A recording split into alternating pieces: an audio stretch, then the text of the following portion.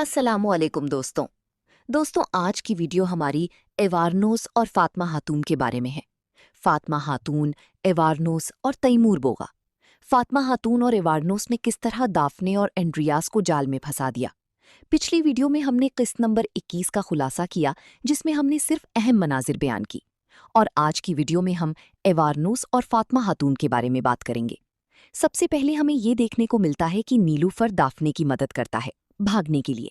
वहीं पर दाफने नीलूफर को कहती है कि तुम भी मेरे साथ भाग चलो। समंदर में बाजंतीनी बेड़ा रोका हुआ है, हम उसी से भाग जाएंगे। यहाँ से दाफने भाग जाती है और जंगल में पहुंचती है। जंगल में एंड्रियास और दाफने यही बात कर रहे होते हैं कि हम नीलूफर को किस तरह जाल में फंसाएंगे। लेकिन नीलूफर की जगह फातिमा खातून आती है। इस जगह पर एवारनोस, तैमूर बोगा और कुछ सिपाही मौजूद होते हैं। जब दाफने फातिमा खातून के करीब पहुंचती हैं तो फातिमा खातून हमला करती हैं। यहाँ एंड्रियास और एवारनोस की लड़ाई होती है।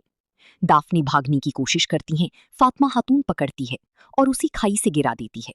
दाफने खाई से गिर जाती। अब वो जिंदा बचेगी या नहीं, ये हमें आगे पता चलेगा। अब एंड्रियास फातिमा खातून को पकड़ता है और एवारनोस को हथियार डालने को कहता है।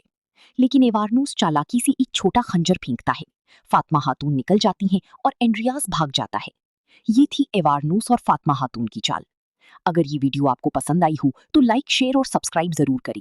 मिलती है एक नई वीडियो के साथ।